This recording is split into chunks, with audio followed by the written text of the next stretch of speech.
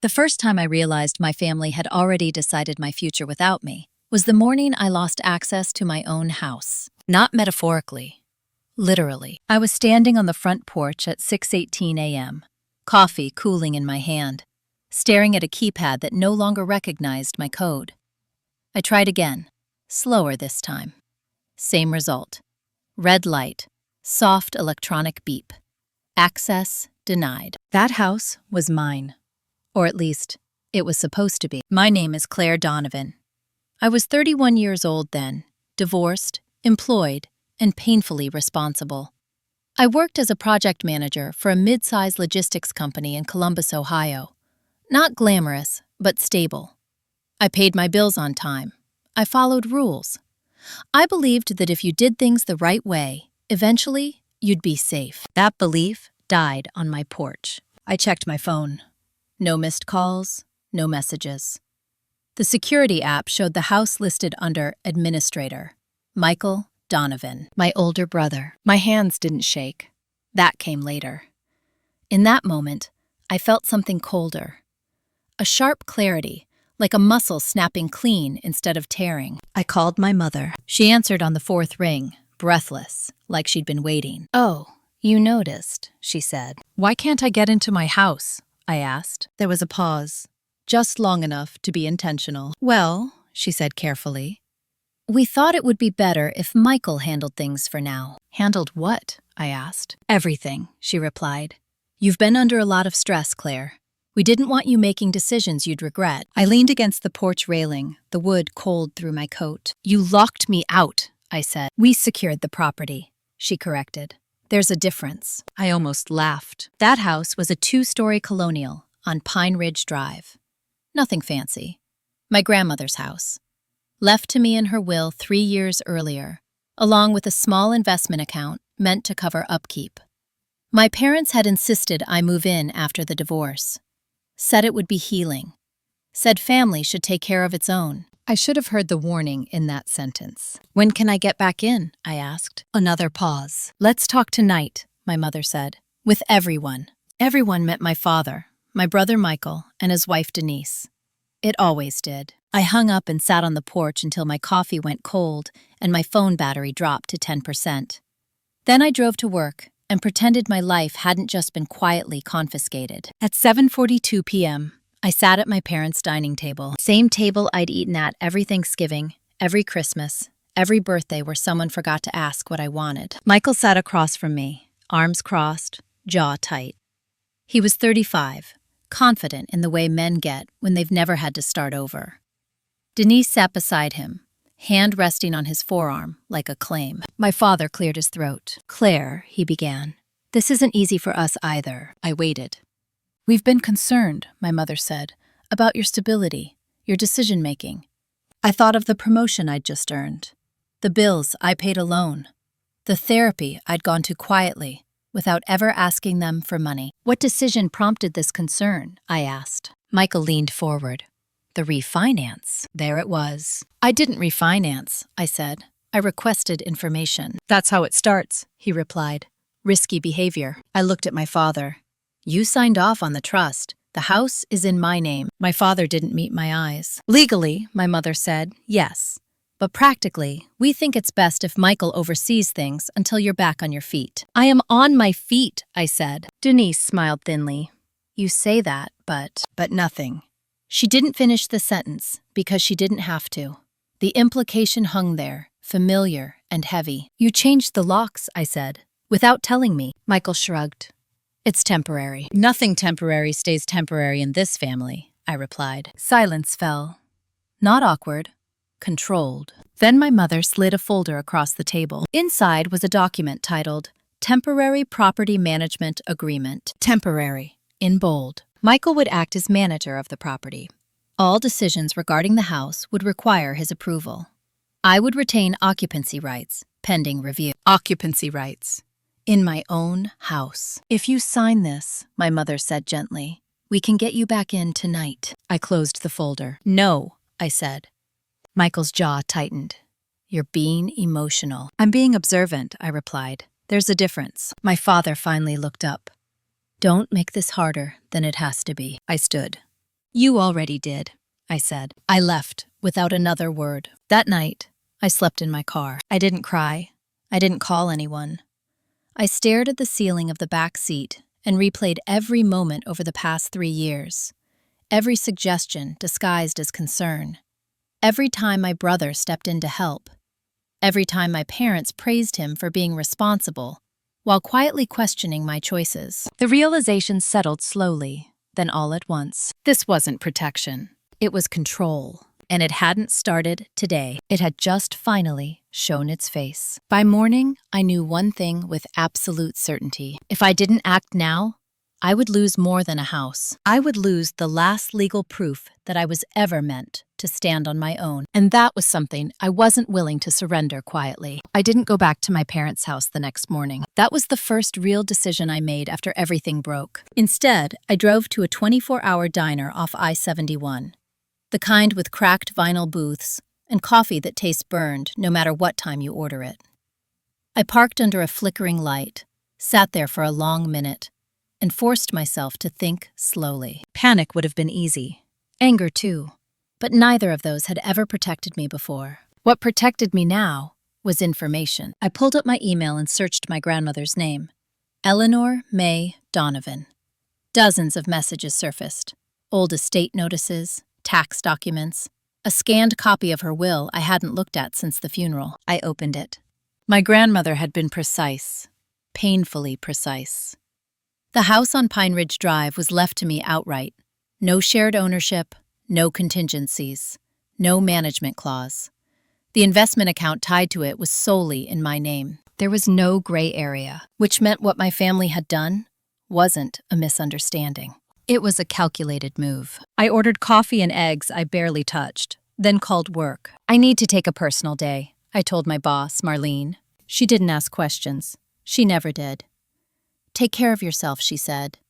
That simple sentence almost undid me. By 9:30 a.m., I was sitting in the public records office downtown, pulling property filings. It didn't take long to find something interesting. 3 weeks earlier, a document had been filed against my house. Not a lien, not a foreclosure notice. A notice of intent to contest estate administration, filed by Michael Donovan. My brother had been laying groundwork before I ever touched that keypad. I felt something tighten in my chest. Not fear, but a grim sort of respect. He hadn't acted impulsively. He'd planned. That meant I needed to do the same. I called the number on my grandmother's will. The attorney who drafted it, Thomas Reed, was still practicing. Semi-retired, according to his receptionist, but available. He called me back that afternoon. I wondered when you might reach out, he said after I explained. Your grandmother anticipated complications. Did she? I asked. Yes, he replied. She was very clear about your parents' tendencies. I closed my eyes. She added a clause, he continued, that doesn't appear in the version you likely have. It only activates if someone attempts to interfere with your ownership. My pulse picked up. What kind of clause? A right to immediate injunctive relief, he said, and reimbursement for damages. Damages, including unlawful denial of access, including lost use of property, including potentially emotional distress. Why wasn't I told about this? I asked. Because your grandmother believed you'd only need it if things went wrong, he said gently. And she hoped they wouldn't. So had I. By the time I hung up, my course was set. I didn't go to my parents. I didn't argue. I didn't ask for explanations. I went to a lawyer. Her name was Rachel Kim, mid-40s, sharp eyes, calm voice, specialized in estate litigation and property rights. She listened without interrupting while I laid everything out. The lockout, the document, Michael's filing. When I finished, she leaned back in her chair. They crossed a line, she said. Several. Can I get back into my house? I asked. Yes, she replied. And more. I hesitated. I'm not looking to destroy my family. She nodded. Most of my clients say that. I just want control over my own life, I said. Rachel smiled slightly. That's usually what scares people the most. We filed that afternoon. An emergency motion for restoration of access. A cease and desist against further interference, and a notice to preserve all communications related to the property. By the time my parents found out, It was already too late to pretend this was private. Michael called me that night. "What the hell are you doing?" he demanded. "I'm going home," I replied. "You're making this a legal thing," he said. "That's extreme." "No," I said calmly. "Changing the locks on someone's house is extreme." "You don't understand what you're risking," he snapped. "I understand exactly what I'm risking," I said. "I'm risking never letting you decide for me again." He went quiet. "You always do this," he said finally. "You push things too far." I almost laughed. "No," I said. I finally stopped pulling back. He hung up. That night, I checked into a cheap motel near the courthouse. I spread the paperwork across the bed and read it all again. Slowly, carefully. This wasn't revenge. Not yet. This was survival. But as I stared at the documents, one thought became impossible to ignore. Michael hadn't just wanted control of the house. He'd wanted leverage. And whatever he was planning next, it involved more than just locking me out. I turned off the lamp and lay back, staring at the ceiling. The first move had been made. The next one wouldn't be theirs. The judge granted the emergency order at 8:57 a.m. the next morning. I was sitting in my car outside the courthouse when Rachel called. "You have legal access restored immediately," she said. "They are ordered to provide keys, codes, and cease interference." I closed my eyes and let out a breath I didn't realize I'd been holding. "And Michael?" I asked. "There's a hearing scheduled," she replied. "Soon." His estate challenge just lost credibility. I thanked her and hung up. Then I sat there for another full minute, hands on the steering wheel, reminding myself of something important. Winning on paper doesn't mean you're safe yet. I drove straight to Pine Ridge Drive. Michael's truck wasn't there. That didn't surprise me. He preferred control from a distance. Denise's SUV was gone too. The house looked exactly the same as it had every day of my childhood. White siding, blue shutters. The maple tree in the front yard that my grandmother planted the year I was born. I walked up to the door. The keypad was still there, same red light. But this time, it didn't matter. I used the spare key Rachel had instructed me to request from the locksmith that morning. Legal access. Documented. Recorded. The door opened. The house smelled different. Not bad. Just unfamiliar. Someone had been here. Recently. I stepped inside slowly, like I was entering a crime scene. My instincts weren't dramatic. They were trained. Years of being told I was sensitive had taught me to notice things other people ignored. The couch cushions had been flipped. Drawers slightly ajar. A folder missing from the desk in the study. I didn't touch anything. I pulled out my phone and started recording. Room by room, I documented the changes.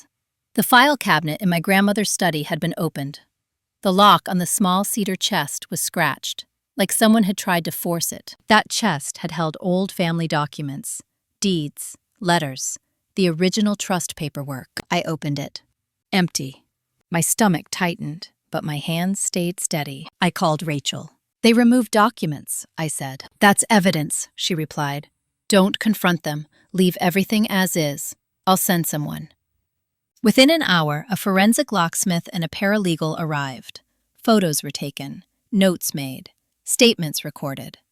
By noon, the situation had shifted. This wasn't just interference anymore. It was tampering. Michael finally showed up at 1:34 p.m. He parked in the driveway like he owned the place and walked straight up to me, ignoring the strangers in the house. "You didn't have to make this ugly," he said. "You did that," I replied. Denise hovered behind him, arms folded, eyes darting around the living room. "We were protecting family assets," she said. "You removed legal documents," the paralegal said calmly. "That's not protection." Michael's face darkened. "Those documents belong to the family," he snapped. "They belong to the owner," I said. "That's me." For a moment, I saw it.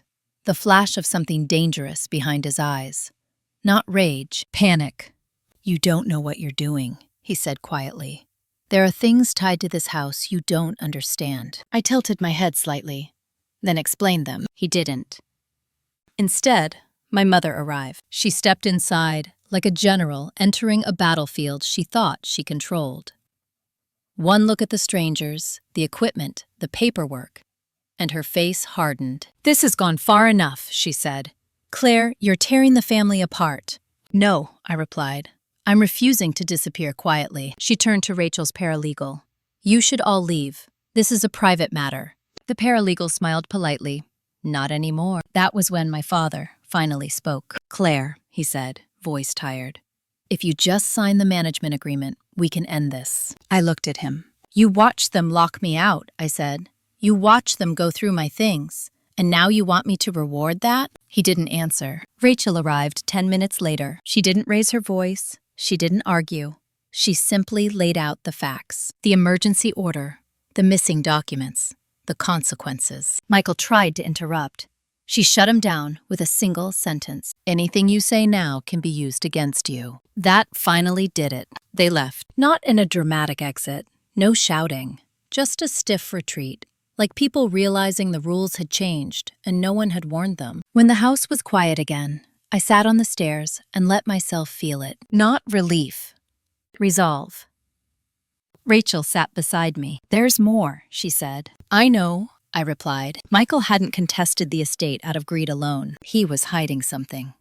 And whatever documents he'd taken weren't sentimental. They were strategic. That night, I slept in my own bed for the first time in days. But I didn't sleep deeply. Because somewhere between the missing papers and Michael's panic, a truth had surfaced. This house wasn't just inheritance. It was leverage. And the next time my family made a move, it wouldn't be subtle. I woke up at 4:12 a.m. to the sound of the house settling.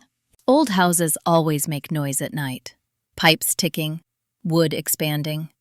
My grandmother used to say it was the house breathing. Proof it was alive.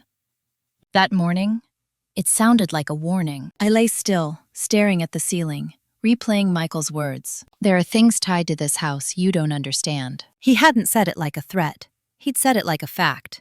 Like someone who'd seen the end of a story I was only halfway through. By 7, Rachel called. We pulled the court records on Michael's filing, she said. There's something you should see. I sat at the kitchen table with a mug of coffee that went untouched. He didn't just contest the estate, she continued. He claimed financial dependency. That's impossible, I said. He makes more than I do. Now, she replied. But he listed a period of support beginning 4 years ago. My grip tightened around the mug. 4 years ago was when my grandmother's health started failing. He claims your grandmother promised him compensation, Rachel said, for managing her affairs, for maintaining the property. That never happened, I said. I believe you, she replied. But here's the problem. He attached partial documentation. My stomach dropped. From where? I asked. Rachel hesitated. From inside the house. The missing documents. Michael hadn't taken them randomly. He'd taken what he needed to construct a story. Does he have proof? I asked. He has fragments, she said. Enough to raise questions, not enough to win. Unless he gets more. I closed my eyes. This wasn't about money anymore. It was about rewriting history. That afternoon, I went through the house methodically, not emotionally, like an archivist. Every drawer, every shelf, every place my grandmother used to hide important things. I found a false bottom in her desk drawer I'd never noticed before. Inside was a thin envelope, yellowed with age. My name was written on the front. Claire, read if things get complicated. My hands were steady when I opened it. Inside was a letter and a USB drive. The letter was dated 6 months before my grandmother died. She wrote about Michael, about his visits, about how he'd offered to help once her memory started slipping, about how he'd insisted on managing mail, bills, documents. She wrote that she'd refused, that she'd trusted me more because I asked fewer questions and respected her boundaries. Then came the sentence that made my breath catch. If Michael ever claims I promised him anything, know that it is not true. I put everything in writing for a reason. I pressed the letter flat against the table. The USB drive contained scanned documents, emails, notes, even recordings. My grandmother had documented everything. Conversations, requests, her refusals. She'd anticipated this. I called Rachel immediately. This changes things, she said after I explained. Completely. What about the documents he took? I asked. They won't hold up against this, she replied. But we still need to act fast. Act fast meant filing a supplemental motion, introducing new evidence, requesting sanctions for document tampering. It also meant something else. It's time to subpoena communications, Rachel said, between Michael and third parties. Like who? I asked. She paused. Like a bank. The investment account, the one tied to the house. By evening, The picture was clearer. Michael hadn't just wanted control of the house. He'd wanted access to liquidity. My grandmother's account had been dormant since her death. Protected. Untouched. Michael had been trying to position himself as manager, not owner. Because managers can move money. Owners require permission. That night, my parents called. Together. I let it ring. They left a voicemail. "Claire," my mother said, voice tight, "you're misunderstanding things. Michael was only trying to help himself." My father added, "This is getting out of hand. We need to resolve this quietly." Quietly was their favorite word. Quiet meant unchallenged. I didn't call back. Instead, I emailed Rachel the letter and files. Then I did something else I'd been avoiding. I changed the locks again, this time permanently. I installed cameras, motion sensors, alarms, everything documented, everything legal. I wasn't being paranoid. I was being prepared. The next morning, Michael was served with a notice of evidence preservation and a request for immediate return of removed materials. His response came within an hour. Through his lawyer, he denied everything. Denied removing documents. Denied claiming dependency. Denied wrongdoing. But he made one mistake. He claimed he'd never accessed the investment account. Rachel smiled when she read that. "Good," she said, "because the bank logs say otherwise." The escalation was complete. What had started as a locked door had turned into a financial investigation. Michael had underestimated two things: my grandmother's foresight and my willingness to stop playing the role he'd assigned me. That night, as I sat in the quiet house, letter folded neatly beside me, I felt something shift. The fear was gone. In its place was a calm, focused certainty. They thought I didn't know what I was doing. They were about to learn how wrong they were. Michael didn't call after the bank logs surfaced. That was how I knew they were real. Silence, when it comes from someone like my brother, is never peace. It's calculation. He was the type who argued until he couldn't, then regrouped behind closed doors and returned with a new version of the story. Rachel confirmed it that afternoon. "He accessed the investment account twice," she said. "Both times under the guise of inquiry, not withdrawal." But the timing mattered. "Why?" I asked. "Because he requested liquidity options," she replied, which means he was planning ahead, planning to move money that wasn't his. I sat back in my chair, staring at the wall of my grandmother's study. The desk, the chair, the space where she used to read every morning with her coffee, glasses perched low on her nose. "She knew," I said quietly. "Yes," Rachel replied. "She did." That evening, my mother showed up again. Not with my father this time. Alone. She stood at the door, coat buttoned too tightly, eyes already wet. I didn't invite her in, but I didn't close the door either. "Can we talk?" she asked. "About what?" I replied. Her gaze flicked past me, taking in the cameras, the new locks, the quiet authority of a house that no longer belonged to her. "This," she said. "All of this. It's gone too far." I crossed my arms, not defensively, but decisively. "You didn't think locking me out of my own house was too far," I said. "You didn't think letting Michael file false claims was too far." She flinched. "Michael wouldn't do that." I didn't argue. I simply stepped aside and held up my phone. The bank log screenshots were clear. Dates, times, access points. Her face drained of color. "He was only trying to help," she whispered. "No," I said. "He was trying to control." She looked at me then. Really looked. Like she was seeing a version of me she hadn't prepared for. "You've changed," she said. "Yes," I replied. "Because I had to." She swallowed. "If this goes to court, it will destroy your brother." "He's doing that himself," I said calmly. "And what about us?" she asked. "Your father and me." I met her eyes. "You already chose," I said. "You just didn't expect consequences." That was when she cried. Not loudly, not dramatically. Just tears sliding down her face as the truth settled in. For a moment, a small, traitorous part of me wanted to reach out, to soften, to say something comforting. I didn't. Because comfort had always been the currency she used to reset control. "I need you to leave," I said gently. She nodded, wiped her face, and walked back to her car without another word. That night, I didn't sleep much. Not because I was afraid, but because the shape of the conflict had changed. This wasn't just about restoring my rights anymore. It was about exposure. Rachel called the next morning with an update that confirmed we filed a motion for sanctions, she said, for document tampering, false statements, and attempted misrepresentation. And? I asked. The judge ordered a full accounting, she replied, including communications, bank inquiries, and internal family correspondence. My chest tightened. That includes texts, I said. Yes, she replied. Emails, messages, everything. By noon, Michael's lawyer was requesting a continuance. By 3, they were offering to settle. Rachel forwarded me the proposal. Michael would withdraw his estate challenge. He would return any documents taken. He would formally acknowledge my sole ownership of the house.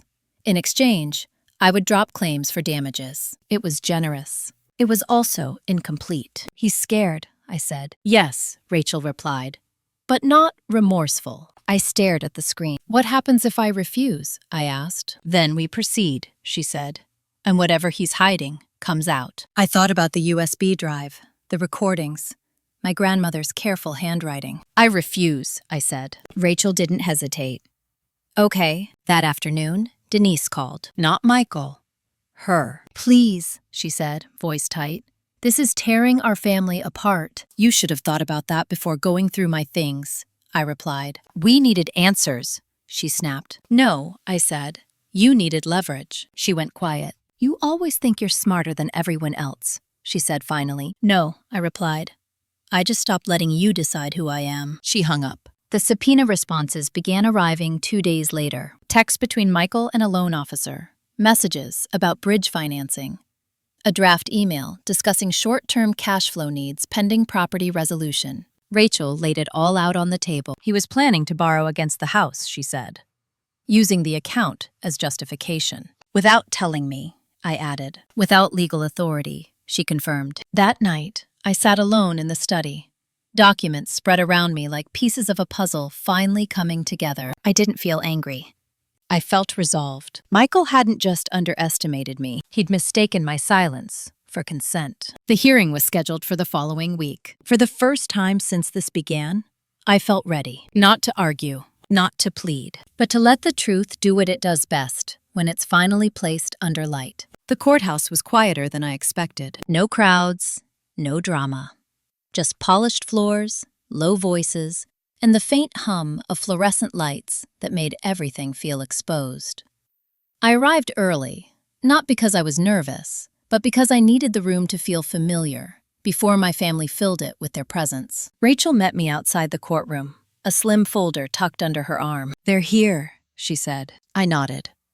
I know. When we walked in, I saw them immediately. My parents sat together on the hard wooden bench, closer than they'd been in years. My mother clutched her purse like an anchor.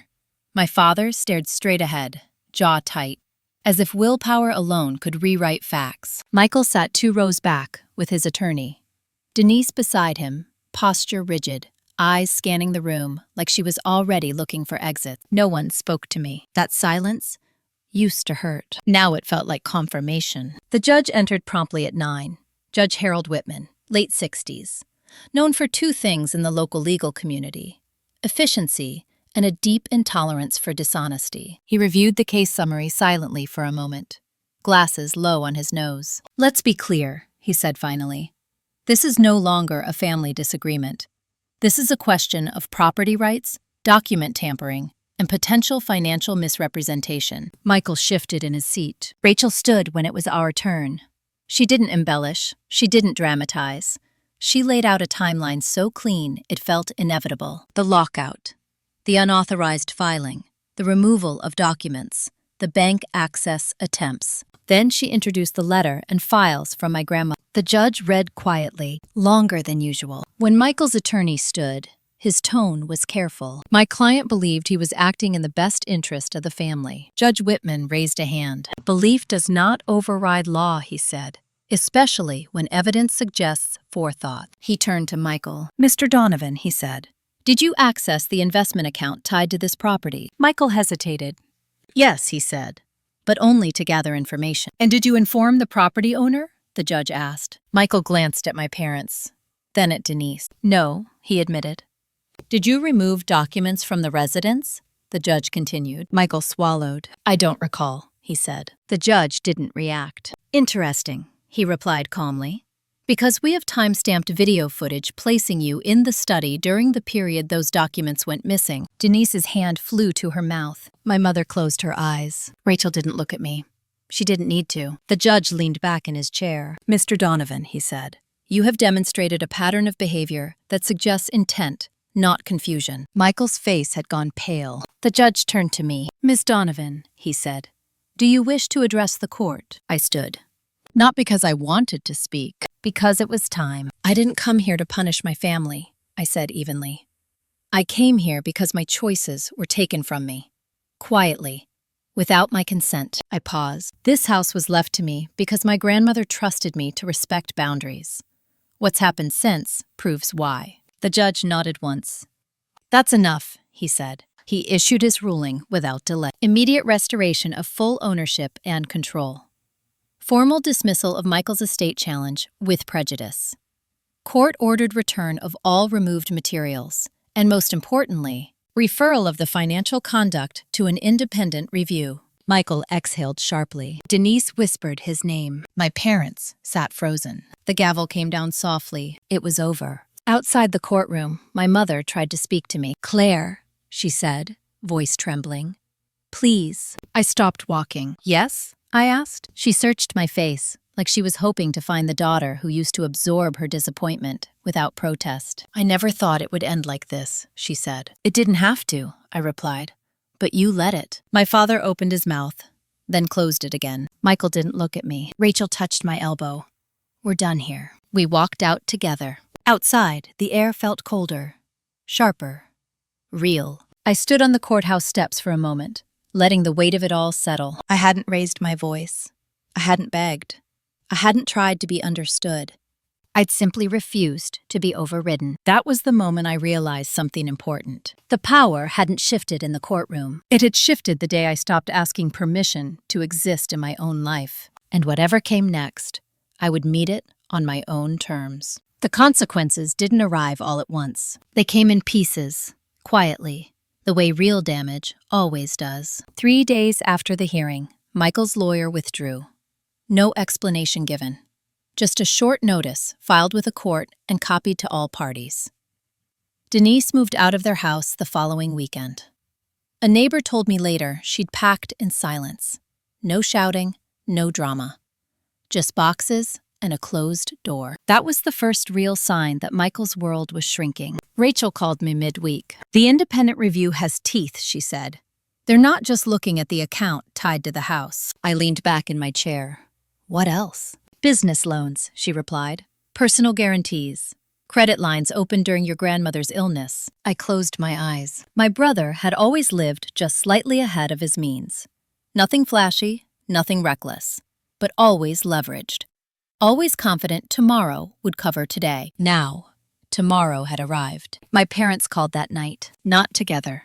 My father first. I'm staying with your aunt for a while, he said. Things are tense. I'm sorry, I replied, and meant it in the limited way that word can still be honest. She's blaming herself, he added. Your mother. She should examine her choices, I said quietly, not assign guilt. He didn't argue. I didn't protect you, he said after a moment. I see that now. I didn't respond, not because I didn't hear him, because some realizations don't require a reply. My mother called an hour later. Her voice was controlled, careful. Michael is under investigation, she said. Do you understand what that means? Yes, I replied. It could ruin him, she said. It could stop him from hurting anyone else, I said. Silence stretched between us. You've always been unforgiving, she said finally. I almost smiled. No, I replied.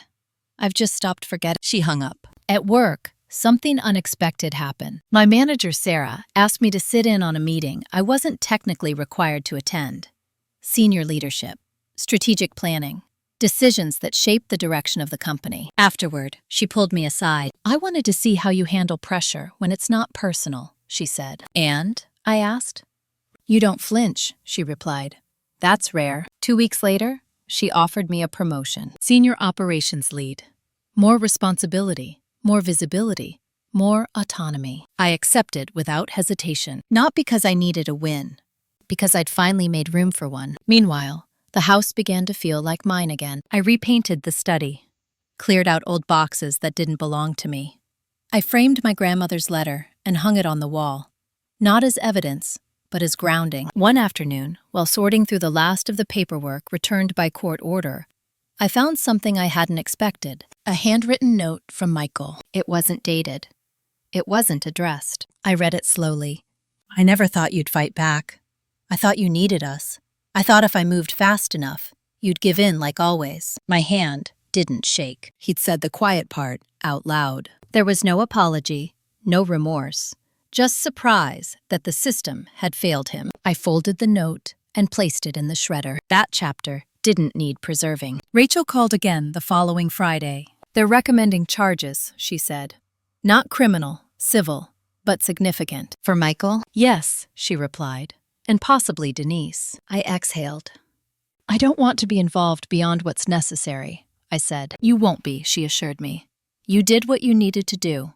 Now the system takes over. That night, I sat on the back porch and watched the sun set behind the maple tree. For the first time since this began, my body felt calm. Not numb, calm. I thought about how long I'd been trained to de-escalate, to smooth things over, to keep the peace even when it meant shrinking myself. I thought about how often I'd mistaken compliance for maturity. Michael hadn't taken advantage of my weakness. He'd taken advantage of my conditioning. And once I saw that, I couldn't unsee it. The final call came late Sunday evening. Daniel, I'm leaving town, he said. Where? I asked. West, he replied. New job, fresh start. That sounds healthy, I said. I wish I'd stood up sooner, he added. You're standing now, I replied. That counts. After the call ended, I turned off my phone. No emergencies, no damage control, no late-night explanations, just quiet. The kind that isn't forced. The kind that arrives when you finally stop negotiating your place in the world. I went to bed that night knowing something had changed permanently. Not the outcome. Me. And that was the kind of transformation no one could ever lock me out of again. The letter from the review committee arrived on a Tuesday. No envelope with drama. No legal jargon meant to intimidate. Just a clean summary of findings. Typed. Precise. Impossible to argue with. Michael had misrepresented his role. He had accessed financial information without authorization. He had attempted to leverage property he did not own. Civil penalties were recommended. Repayment, restrictions, monitoring. I read it once, then set it aside. I didn't feel satisfaction. What I felt was distance. The kind you gain when something no longer defines you. Later that afternoon, I ran into Denise, not intentionally. At the grocery store, of all places, the frozen foods aisle.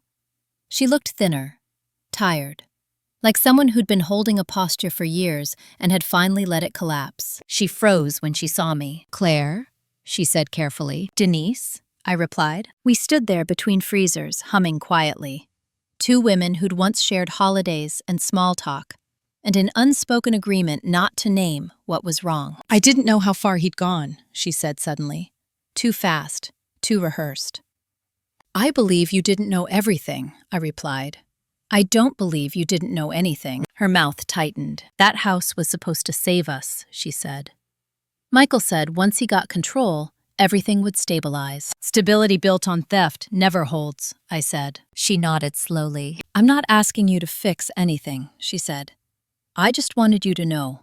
I'm done protecting him. I don't need your loyalty, I replied. I needed my autonomy.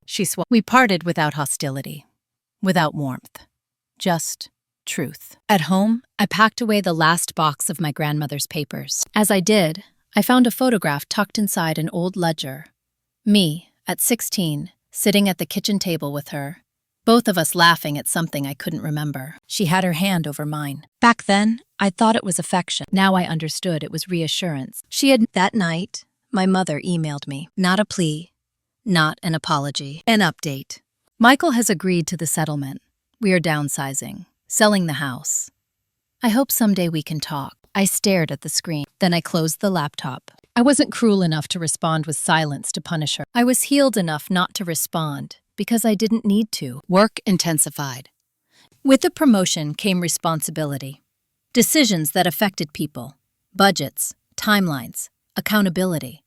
I noticed something interesting. When I spoke, people listened, not because I demanded it, because I was clear. At one meeting, a senior director tried to override my recommendation. I didn't argue.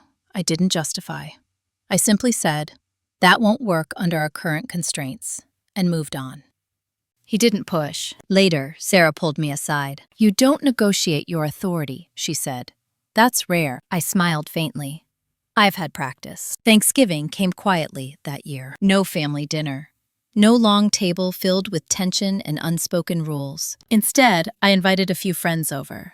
People who knew pieces of my story, who didn't require me to perform gratitude for inclusion. We cooked together, laughed when something burned, ate too much pie. At one point, someone asked why I didn't go home for the holiday. I answered simply, "I am home."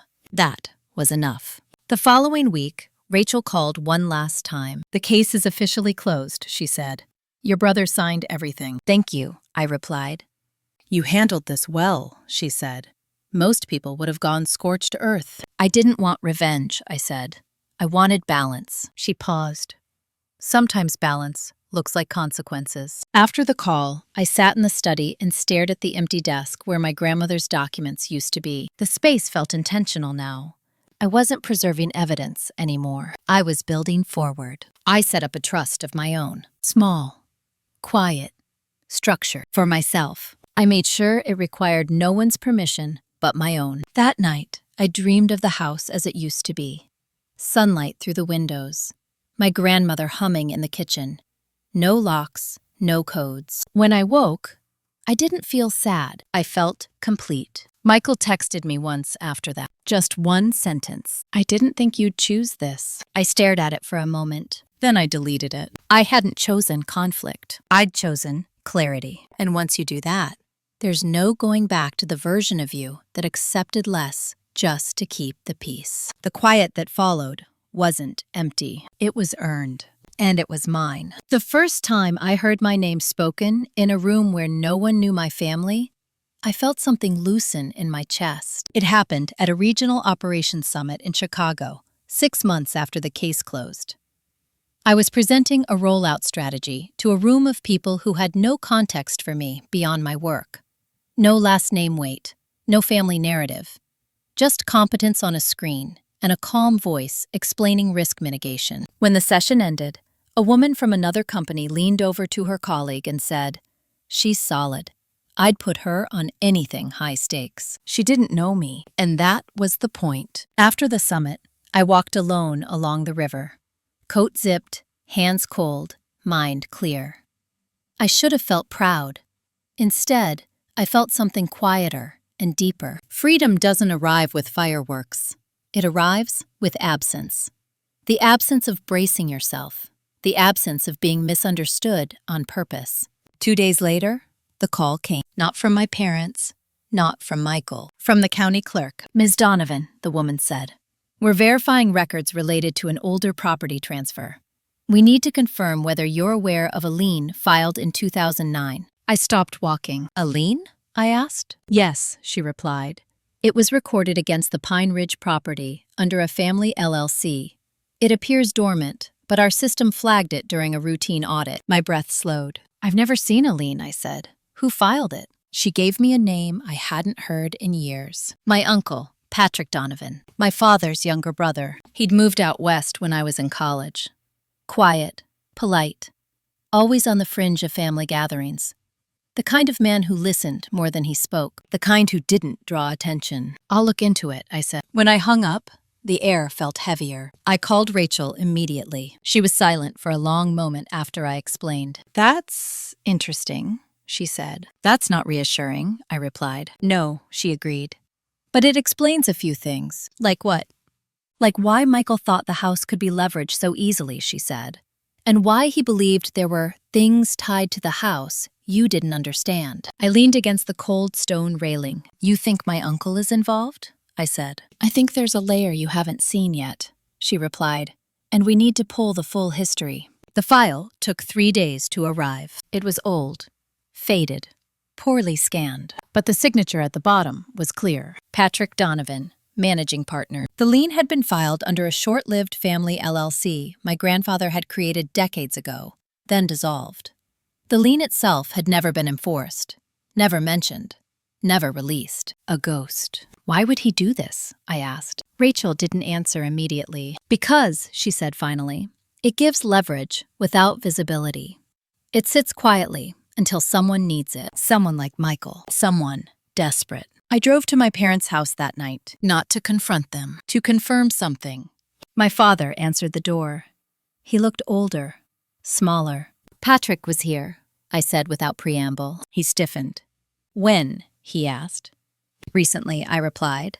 Was he? My father stepped aside and let me in. The house felt wrong. Too empty, too staged. Boxes stacked by the stairs. He stopped by after the hearing, my father said quietly. Just to check in. Did he mention the lien? I asked. My father looked away. That's a yes, I said. He said it was nothing, my father replied. Old paperwork. A technicality. A technicality he never told me about, I said. You weren't supposed to need to know, my mother said from the kitchen doorway. I turned to her. Who else knows? I asked. She hesitated. That depends, she said carefully, on what you plan to do. There it was. Another attempt to control information through fear. I plan to understand my assets, I said. Fully. My mother's mouth tightened. Patrick was helping your grandfather years ago, she said. There were debts, risks, things you were too young to understand. Then why wasn't it disclosed in the will? I asked. Silence. My father finally spoke. Because your grandfather didn't trust Patrick, he said. Not after what happened. What happened? I asked. He rubbed his face. Patrick used the LLC to secure a loan, he said. For himself. He promised to remove the lien.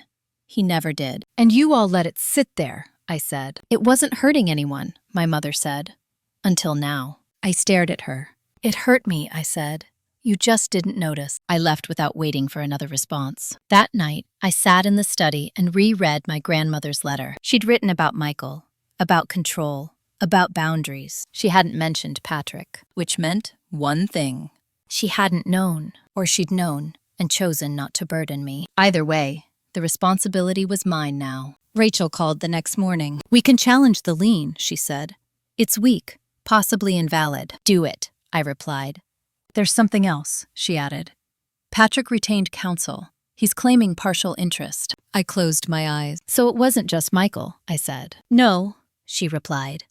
It never is. I looked around the room, the house, the walls, the space I'd fought to reclaim. I understood now. Michael had been the visible threat. Patrick had been the quiet one. And the family had relied on my silence to keep both of them comfortable. That silence was gone. The hearing was scheduled for the following month. Different courtroom, different opponent, same stakes. Except this time, I wasn't just defending my inheritance. I was uncovering the last layer of a system built on assuming I wouldn't look too closely. They were wrong.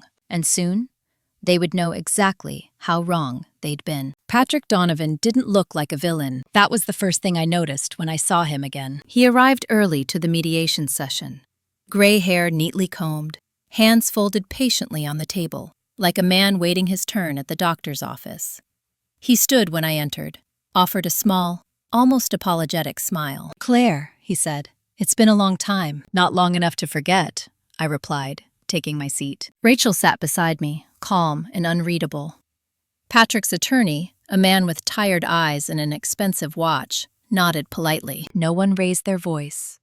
No one needed to. Patrick leaned back slightly, as if settling into a familiar rhythm. I never wanted this to become adversarial, he said. Family matters should stay in the family. That's what people say when they don't want scrutiny, I replied. He smiled faintly. You've always been sharp. That was how he framed it. A compliment. A soft attempt to reassert hierarchy without force. The mediator asked Patrick to explain his claim. Patrick cleared his throat. Years ago, he began. Your grandfather asked me to help stabilize the family business. There were loans, temporary measures. The lien was security. It was never enforced. Never disclosed either, Rachel said evenly. Patrick nodded. It didn't seem necessary. Your grandfather trusted me. That's not what the records show, Rachel replied, sliding a document across the table. Patrick didn't touch it. Look, he said, turning to me. Your brother acted recklessly. I won't defend that. But this house has always been more than just yours.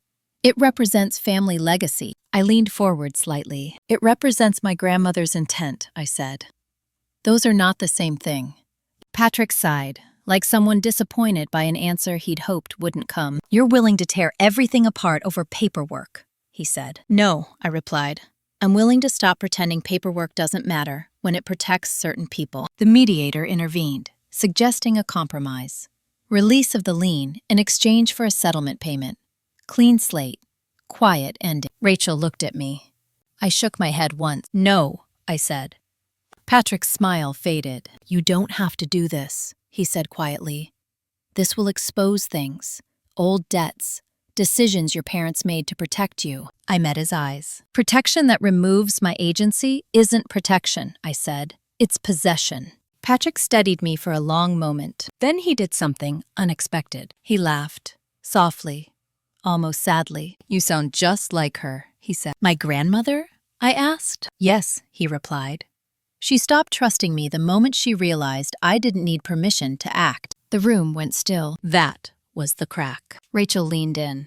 So you admit the lien was self-serving. Patrick's attorney shifted uncomfortably. Patrick didn't answer. The mediation ended without agreement. Outside, Rachel exhaled slowly. That went better than expected, she said. He admitted enough, I replied. 2 weeks later, the court ruled. The lien was invalid, filled under a dissolved entity, never properly renewed, never disclosed to the beneficiary, vacated in full. Patrick's claim was dismissed with prejudice. No settlement, no quiet exit. The judge added something else, a referral, for further review of Patrick's financial conduct during his time managing family assets.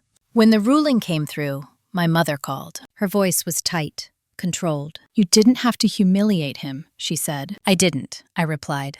I clarified the truth. He helped your grandfather, she insisted. He helped himself, I replied. She went quiet. I don't recognize you anymore, she said. That's because you never really did, I replied. I hung up before she could respond. The fallout spread quickly. Patrick's consulting contracts dried up.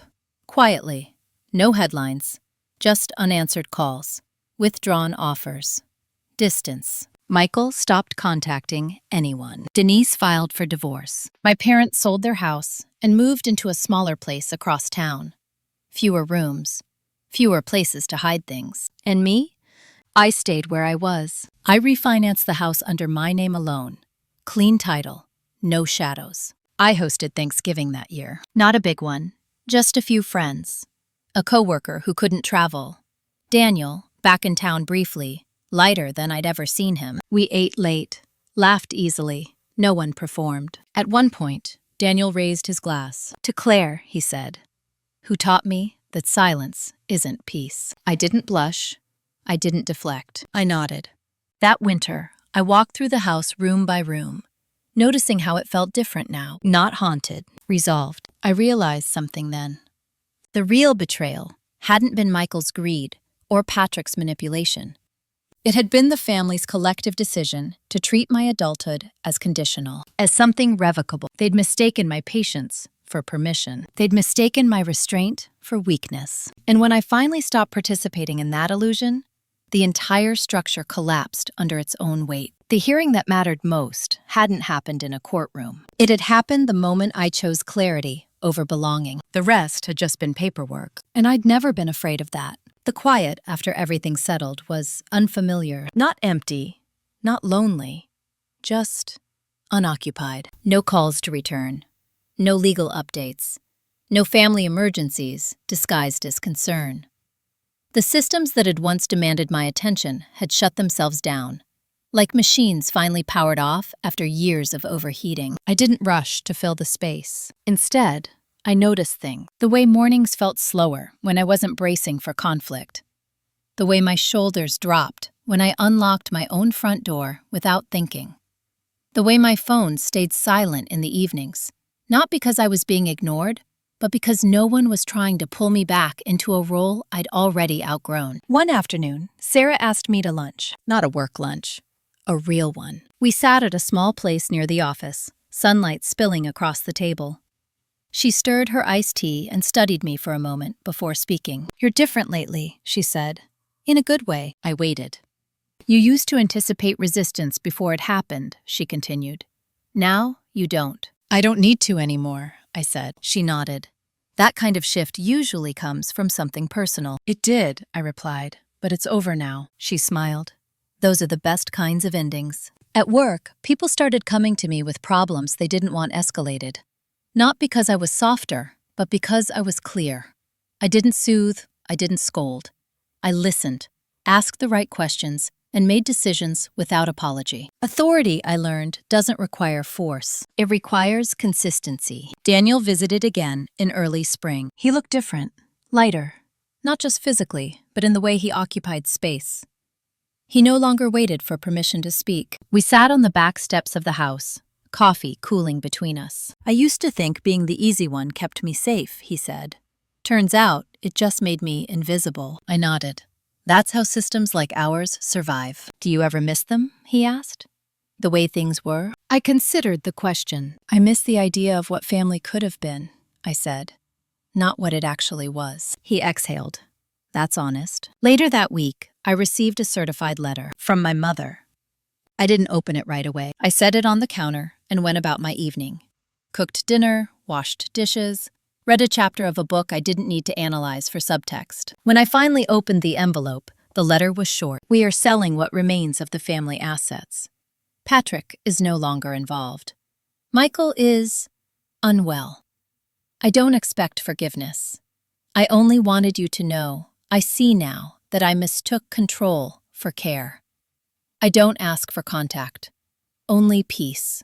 I read it twice. Then I folded it carefully and placed it in a drawer. Not with evidence, with closure. A few days later, Rachel called for what she said would be the last time. "All outstanding matters are resolved," she said. "No pending actions, no loose ends." "Thank you," I replied, "for everything." "You did the hard part," she said. "You didn't flinch when the narrative turned against you." "I'd been flinching my whole life," I said. "I just stopped." She laughed softly. "That'll do it." After the call, I walked through the house one more time. The study, the kitchen, the hallway where my grandmother's height marks were still etched faintly into the wall. I paused there longer than I expected. I didn't erase them. Some history deserves to remain visible. That night, I dreamed I was standing at the front door again, keypad glowing red. But this time, I didn't try to enter. I turned around and walked away. When I woke, I felt rested. Spring arrived fully a week later. The maple tree bloomed. The air softened. The house felt less like a fortress and more like a place people could enter by invitation. I hosted a small dinner one Friday night.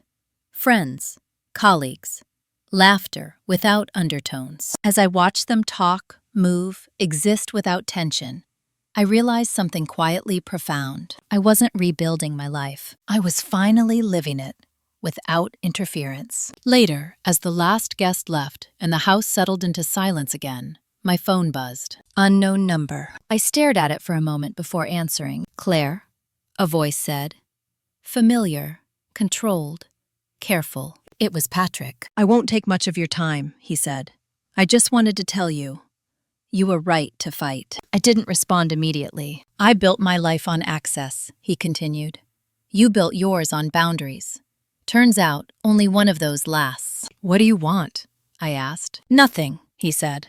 "Just to say it." Silence stretched. "Goodbye, Patrick," I said. I ended the call. I didn't feel victorious. I felt finished. But as I stood in the quiet house, phone dark in my hand, one thought surfaced clearly. The story I'd been telling myself about survival was no longer accurate. I wasn't surviving anymore. I was choosing. And the final choice hadn't even been made yet. The last decision didn't come with paperwork. That surprised me. After everything I'd been through, I'd expected the ending to arrive in an envelope, or an email, or a phone call that required a signature.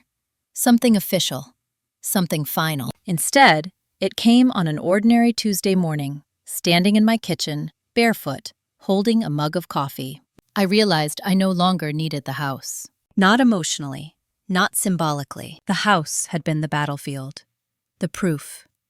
The anchor I'd fought to reclaim because it represented my right to exist without permission. And now that that right was unquestionable, the house had done its job. I wasn't running from it. I was moving beyond it. That afternoon, I called a real estate agent. Her name was Lila. Efficient. Direct. No interest in my family history beyond what affected market value. When she walked through the house, clipboard in hand, she nodded appreciatively. "Good bones," she said. "Well-maintained. Clear title. That's rare." I smiled slightly. "Yes," I said. "It is." Listing the house didn't feel like loss. It felt like release. Word traveled faster than I expected. Daniel called first. "Are you sure?" he asked. "I am," I replied. "This place gave me back my footing. I don't need it to define me." He paused. "That makes sense. My parents didn't call, neither did Michael." And that silence, for once, felt respectful. The house sold quickly. Clean offer. No contingencies. A young couple with plans and excitement and no idea what the walls had witnessed before them. On closing day, I signed the final documents calmly. No ceremony, no nostalgia, just clarity. When the check was deposited, I didn't feel rich. I felt unburdened. I used part of the money to pay off every remaining obligation in my life. Student loans, car, credit card I'd carried longer than I should have. I invested the rest quietly. No one advised me what to do with it. That, more than anything, told me how far I'd come. I moved into a smaller place, closer to the city. An apartment with big windows and no history attached to the walls.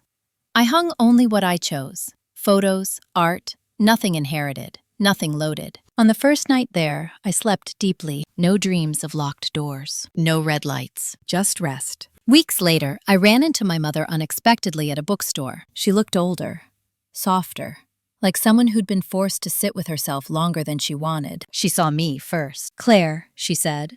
"Hello," I replied. We stood there among shelves of quiet stories.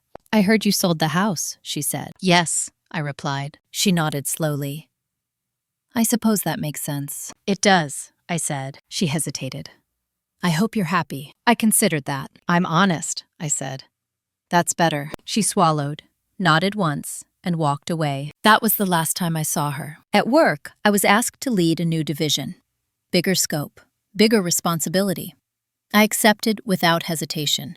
Not because I needed to prove anything, but because I trusted myself to decide. In my personal life, I stopped explaining my boundaries. I simply held them. People adjusted, or they left. Both outcomes were acceptable. One evening, Daniel and I sat on my balcony, city lights flickering below. "You know," he said, "if you'd stayed quiet, none of this would have happened." I nodded.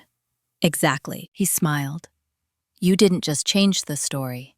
You ended it." That night, I thought about revenge. Not the kind that actually works. Revenge isn't shouting.